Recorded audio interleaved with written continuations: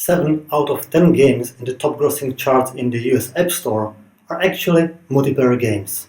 No doubt that player versus player games are hot on mobile, but your blood will freeze when you realize the marketing costs. The single biggest difference between single-player games and multiplayer games is liquidity.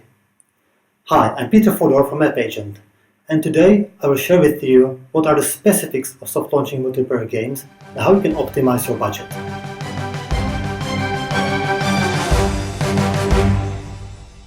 This talk is based on AppAgent's experience by managing 4 games in the soft launch this year. But I also talked to 6 different experts on game design, game monetization, marketing and data analytics who contributed to this talk, so expect a lot of numbers and case studies.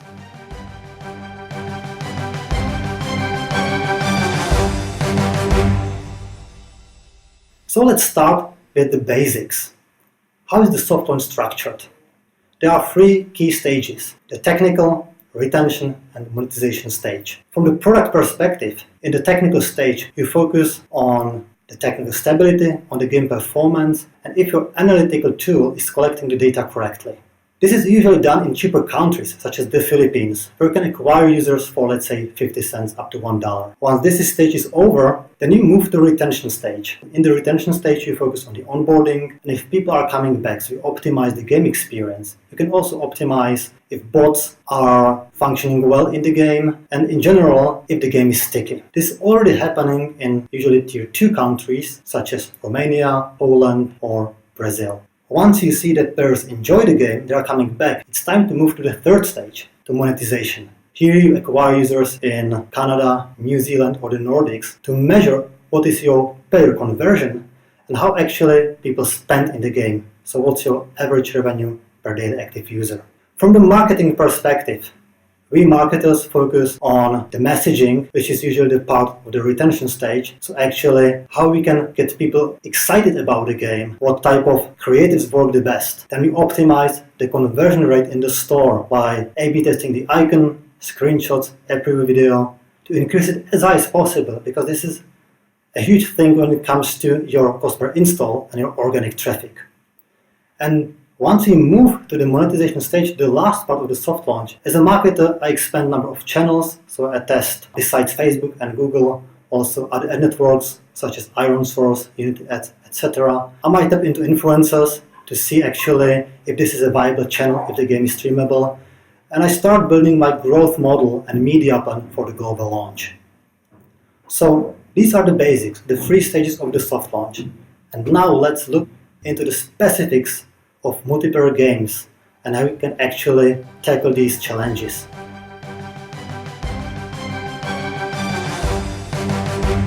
Let's imagine that you start soft launching and you are in the technical stage. So everyone is excited about this. You will first see how players respond to your game. But bear in mind that this is a critical stage for multiplayer games. And that's because retention in the multiplayer games is made by the PvP experience. What this actually means. Until you completely fine-tune the gameplay, you balance the cards or weapons or the battle arenas, you won't see good numbers, good retention. And it takes ages to optimize this because by nature of us people, we are unpredictable. And if people play against people, they try to figure out the bugs in the system, the opportunities, they are cheating, and until everything clicks together, you will see, pardon me, shitty numbers. So this is important to communicate across the board with your C-level execs, with your investors, and also to have enough time and money in the bank to actually go through this critical stage of the soft launch. Once this is over, you should start seeing strong retention numbers, and actually marketing multiplayer games is in the long term much more effective and easier to do by the natural virality of the games. So once you pass this death valley, you will have actually easier life as a marketer. The second thing which mostly game designers should bear in mind, and if you're a marketer you should tell about this to your colleagues, is avoiding the fragmentation of your audience. Several publishers launch games with many game arenas, many game modes, or too many maps. And the thing is that you need to keep people either in the gameplay or in the waiting lobby. If you don't do this, they are scattered across the whole game and you are struggling to have the liquidity, so enough concurrent players in the game. Here's a screenshot from one game which we marketed at AppAgent. It's called Payday Crime War by Swedish publisher Starbreeze. And here you can see right after the onboarding that there's a single game mode, the quick match. Everything else is locked because as a game creator I want to have people either in the lobby waiting to be matched, entering the battle, or battling, nowhere else. Another specific to PvP games are time zones. Actually, there are two reasons why this is so specific. First, if you have PvP title, then half of the group might be sleeping, while the other half is actually keen to play. And because it's kind of marketplace, you need to balance this right. Second thing is more technical. In each time zone, you have servers which actually create a connectivity between the devices, between mobile phones or tablets. And so, for example, I shoot at, let's say, our cameraman, and it takes some time that Richard sees me shooting at his character in the game. The shorter the distance, the faster this happens. So that's why many game developers open servers in each time zone one by one to actually manage this issue, and many of them match only players within the given time zone. So it's impossible to play with your opponent in Japan if you are playing out of the United Kingdom. There's another thing from the marketing perspective which is important to bear in mind, and that's you can use this in your favor by combining cheaper traffic, let's say from Malaysia or the Philippines, with more expensive traffic but of higher quality in, let's say, Australia or New Zealand. So you create a liquidity with lower cost, and then you measure the segment of players in Tier 1 countries, and there you look at, let's say, monetization, or in particular, conversion to payer, for example. And the same can happen in Europe, where you can combine players from the Nordics with players from, let's say, Poland or Romania, or in the, let's say, the Americas zone, Canadians with Brazilians. So this is an easy way how to optimize your budget, create a liquidity, and keep the wait time in the matchmaking lobby as low as possible.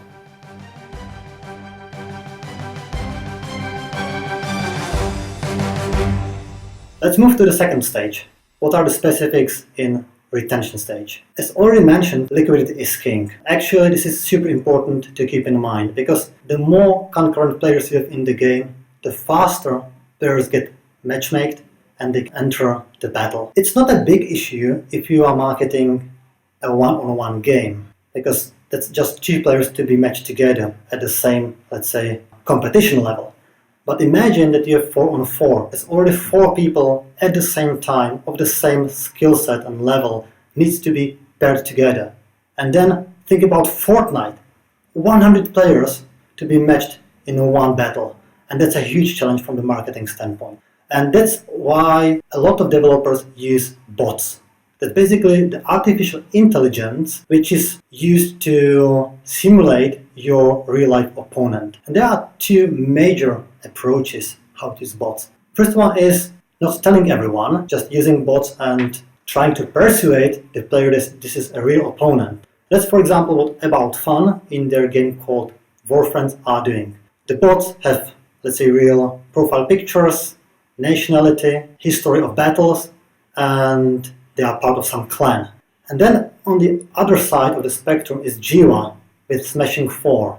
They are super transparent about bots in the onboarding stage, but once this is finished and the player starts to play real battles, it's only with real opponents.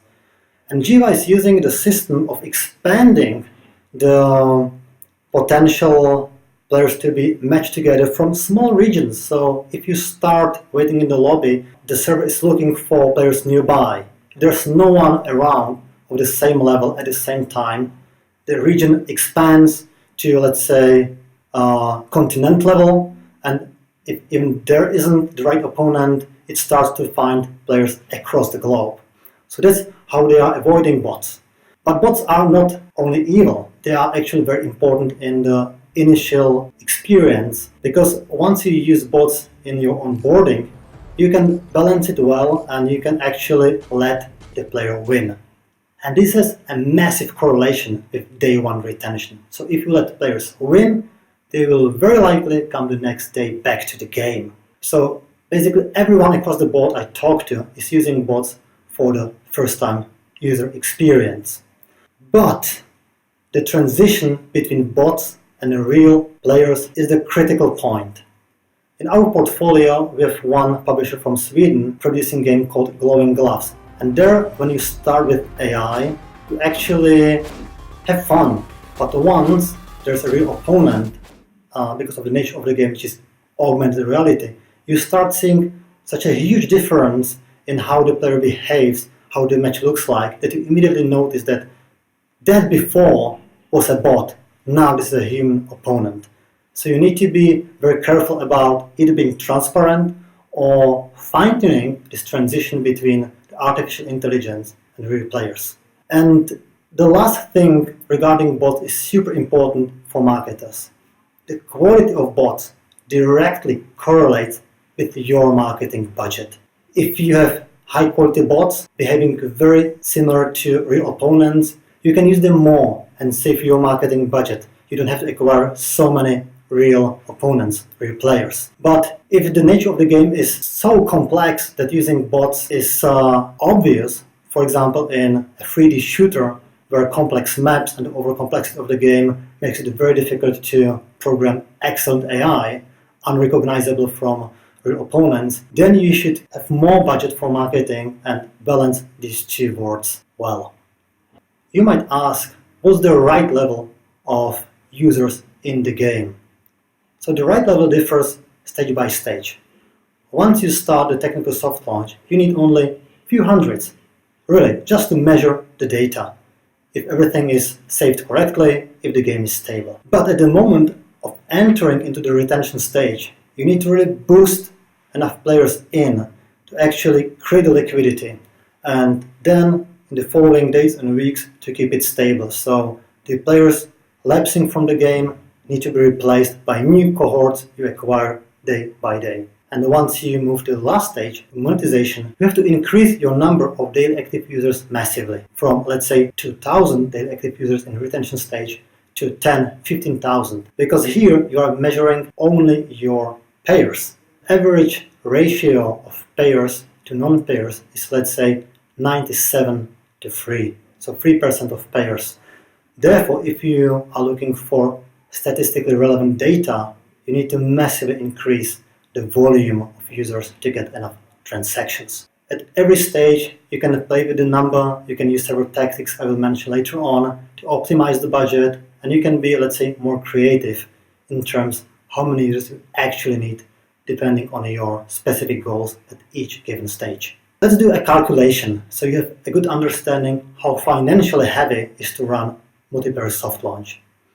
So how to get to this number? First, you have to understand how many concurrent users, so active users in the game, you need to have at every given moment of the day, every second. Next, you calculate the number of daily active players, and from that, based on a retention curve, you will calculate volume of installs you need to do every single day.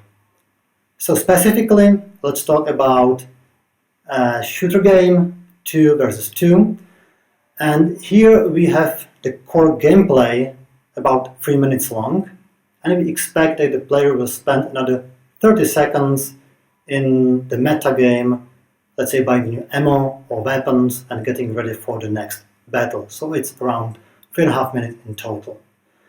Next, we want to have a 90% probability of matchmaking the players under 30 seconds to actually have a good experience.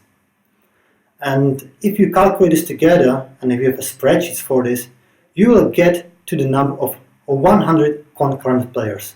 So every second of the day there needs to be 100 players in the game.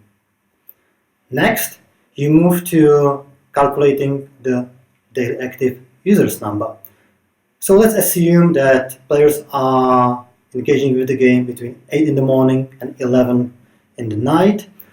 They have 3 sessions a day and they play 3 matches, 3 battles in each session. So that in total means 20,000 daily active users.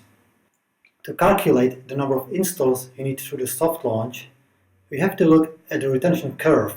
For this example, let's say 50, 25, 10, which stands for 50% for day 1, 25 for day 7, and 10 for day 30. The organic uplift will be 25%, which means that 4 paid players will generate 1 player for free. And for the sake of the calculation, let's assume we'll spend in the soft launch only 3 months. In total, this means we'll acquire 170,000 paid users and get about 30,000 extra for free. If we assume that the cost per install will be fairly low, let's say $1.50 as an average between Tier 3, Tier 2 and Tier 1 countries, in total this means a marketing budget of $250,000. And that's a hell lot of money. So you might wonder, how actually can I save the money? How can I be more efficient and get to the point of global launch for less?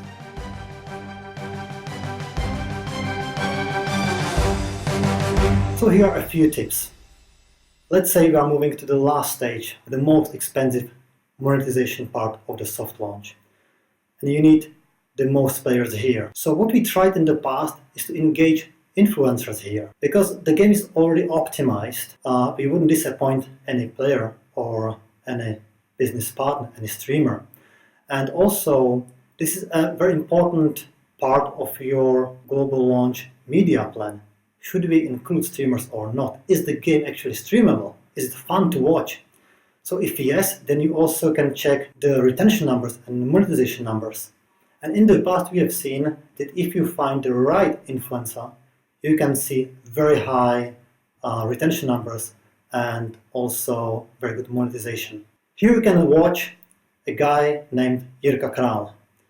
He supported the launch of Smashing 4, and actually he generated from a single video 60,000 new players.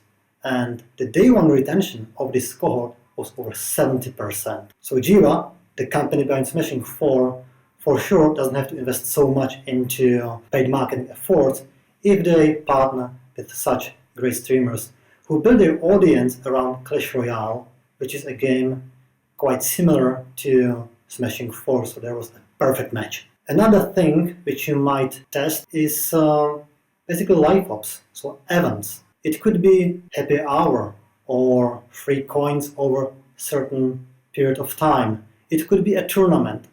Anything what will give people a reason to go to the game and play at any given moment when you need to measure your KPIs. As a marketer, I often see that publishers struggle to clearly communicate the PvP aspect of the game. And as you have seen on the beginning, there's a massive audience willing to pay for these games. So if you are concepting and designing your ads or your store listing, be absolutely clear that the game is real-time, player versus player. There is a co-op mode. Whatever else are the keywords which your audience searches for. Here's the example of ad we have created for Pixonic and their game called War Robots.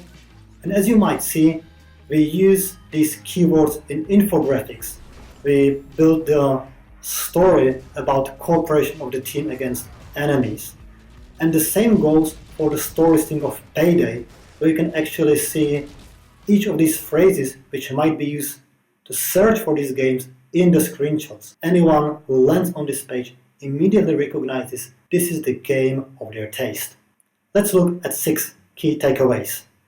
So first, secure enough money and time for the soft launch. And that's because the retention is made by the PvP experience, and you need to secure enough time and money to fine-tune it and make it actually work. The quality of bots defines your marketing budget, and be brutally honest about this when you plan your marketing spend, and secure enough funds if your bots are not on par. Third, calculate number of daily active users for each soft launch stage. There's no need to have a stable number, let's say 10,000 daily active users, from the technical over retention to monetization stage. If you're smart, you can save a lot of money by optimizing the volumes based on the KPIs you are measuring at each given stage. Advise your game designers to limit modes and the meta to build liquidity. If they do so, you will need to spend less on acquiring users. Leverage cheaper countries, use events, and later also influencers to save money in your marketing budget. And once you start designing ads and store listing, clearly communicate the PVP element in your ads. Thanks for listening. If you have any messages, feel free to post them or send me an email at peter@appagent.co. Cheers!